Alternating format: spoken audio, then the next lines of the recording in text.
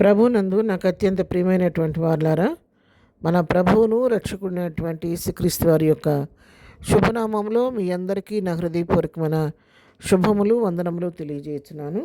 ఉదయకాల సమయంలో దేవుని వాక్యాన్ని ధ్యానం చేసుకుందాము. ఈరోజు వాక్య ధ్యానము కొరకు మనం తీసుకున్నటువంటి లేఖన భాగము యోనా గ్రంథము 2వ అధ్యాయము 1-2 వచనాలు చదువుకుందాం. ఆ మత్స్యము కడుపులో నుండి యోనా యెహోవాను ఇలాగున ప్రార్థించెను.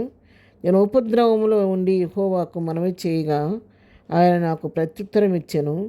పాతాళ గర్భంలో ఉండి నేను కేకలు వేయగా నీవు నా ప్రార్థన అంగీకరించి ఉన్నావు. ఆమెన్. దేవుని నామమునకు మహిమ కలుగును గాక. ప్రియమైనటువంటి వాళ్ళారా, యోనా గ్రంథంలో 2వ అధ్యాయం మనం గమనించినట్లయితే మరి భక్తులైనటువంటి ప్రవక్తల్లో చిన్న ప్రవక్త అయినటువంటి యోనా మత్స్యం కడుపులో ఉండి చేసినటువంటి ప్రార్థన, ఆయన మత్స్యం యొక్క కడుపులో ఉండి చేసినా కూడా ప్రార్థన ప్రభు ఆలకించాడు. యోనా పరిస్థితి మనకు అందరికీ తెలుసు. దేవుడు తనని నినివే పట్టణానికి వెళ్ళమంటే అక్కడ పరిస్థితులకు భయపడి తన తర్షీష్కు వెళ్ళడం, యోనాని బట్టి యోనా యొక్క విధేయతను బట్టి ఆ యొక్క తను ప్రయాణం చేస్తున్నటువంటి ఆ ఓడలో మరి తను ప్రయాణం చేస్తుండగా భయంకరమైన తుఫాను చెలరేగటం, ఆ సముద్రంలో రేగిన తుఫాను ఎంతకీ మరి తగ్గకుండా అది ఓడబద్దలైపోయే పరిస్థితి వచ్చినప్పుడు చీట్లు వేసినప్పుడు చీటి యోనా మీద రావడం, యోనాను బట్టి ఆ విపత్తు వచ్చిందని తెలుసుకొని యోనా చెప్పిన మాట ప్రకారం అతను సముద్రంలో పడవేయటం మనకందరికి తెలిసిన విషయమే. ఎప్పుడైతే యోనాను సముద్రంలో పడవేశారో ఆ యోనాను దేవుడు నిర్దాక్షిణ్యంగా విడిచిపెట్టలేదు, కానీ ఆ యోనాని మృంగటానికి ఒక మత్స్యాన్ని అక్కడ ఏర్పాటు చేశాడు. ఆ మత్స్యం అతను మింగివేసినప్పుడు యోనా ఇప్పుడు మత్స్యం యొక్క కడుపులో ఉండి ప్రార్థన చేస్తున్నాడు. అక్కడ ప్రార్థన చేస్తుంటే తను చెప్తున్నాడు కదా, నేను ఉపద్రవములో ఉండి యెహోవాకు మనవి చేయగా ఆయన నాకు ప్రత్యుత్తరం ఇచ్చెను. మత్స్యం యొక్క కడుపులో ఉండి దేవుని సన్నిధిలో ఎంతగానో కన్నీటితో వేదనతో ప్రార్థన చేస్తూ ఉంటే ఆ యొక్క చేసిన ప్రార్థన ప్రభు ఆలకించాడని ఇక్కడ తెలియజేస్తున్నాను. పాతాళ గర్భములో ఉండి నేను కేకలు వేయగా నీవు నా ప్రార్థన అంగీకరించి ఉన్నావు. పాతాళ గర్భంలో ఉండి నేను కేకలు వేస్తే నువ్వు నా ప్రార్థన అంగీకరించి ఉన్నావు అని చెప్పని మన ఇక్కడ వాక్యం మనకు కనబడుతూ ఉంది. అవును, యోనా మత్స్యం కడుపులో ఉండి ఉపద్రవములో ఉండి పాతాళ గర్భంలో ఉండి మత్స్యం కడుపులో ఉండి చేసిన ప్రార్థన వేసిన కేకలు దేవుని సన్నిధికి చేరి దేవుడు ఆ ప్రార్థన అంగీకరించి ప్రార్థనకు ప్రతిఫలం ఇచ్చినట్టుగా మనం చూస్తూ ఉన్నాము.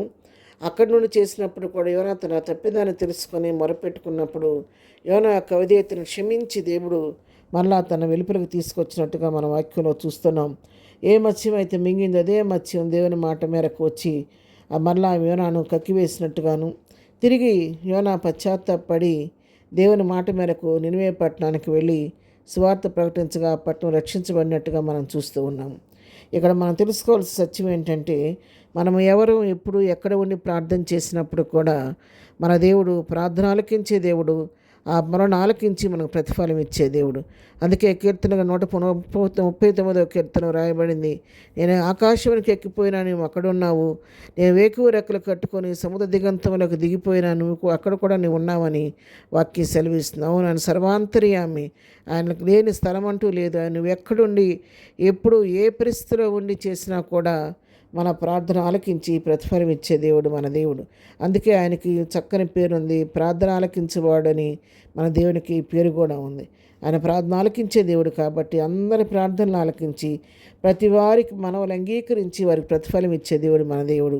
ఉదయకాలం వాక్యం పిల్లారా, మీరు ఏ ఉపద్రవంలో ఉన్నారో, యోనాలాగా ఏ సమస్యలో చిక్కుకుపోయి ఉన్నారో, మీరు ఏ సమస్యలో ఉన్నా పర్వాలేదు, ఏ స్థితిలో ఉన్నా పర్వాలేదు, ఎక్కడున్నా పర్వాలేదు, మీరున్న స్థితిలో నుండి ఎలుగెత్తి ప్రభుకు మొరపెట్టి ప్రార్థన చేయండి. మీరున్న స్థితి నుంచి ప్రభు విడిపించి మీకు నూతన మార్గాన్ని చూపించబోతున్నాడు. ప్రార్థన. ప్రేమ కలిగిన తండ్రి, పరిశుద్ధుడా, నీ పాదముల కొందనాలు. ఉదయకాలం మాకు ఇచ్చిన శ్రేష్టమైన వాక్య భాగాన్ని బట్టి నీ కొందనాలు. యోనా ప్రభు ఉపద్రవంలో ఉండి పాతాళ గర్భంలో ఉండి చేసిన ప్రార్థన వేసిన కేకలు మీరు విని అతను విడిపించిన దేవుడు నీ కొందనాలు. ఉదయకాలం మా ప్రియులైన వారు ఎవరే సమస్యలో ఉండి సన్నిధిలో మొరపెడుతున్నా వారి మొర ఆలకించి వారికి మేలు చేసి మహిమ తెచ్చుకోండి. ఈ దినం మేము చేయ పనిపాట్లో తోడుగా ఉండండి. రాకపోకలో క్షేమం దయచేయండి. ఈ దినం బర్త్డే మ్యారేజ్ చేసుకుంటే దీవించండి, ఆశీర్వదించండి. బలహీనలు ముట్టండి, స్వస్థపరచండి. దుఃఖంలో ఉన్న వారిని ఓదార్చండి. సమస్యలు ఉన్న వారిని విడిపించండి. నెమ్మది ఒక నెమ్మది దయచేయండి. సమాధానం లేని వారికి సమాధానం కలుగు చేయండి.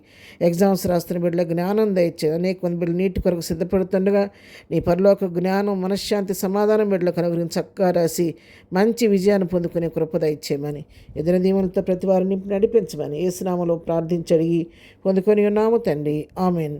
ప్రభు కృప సదాకాలం మనందరికీ తోడై నడిపించునుగాక. ఆమెన్.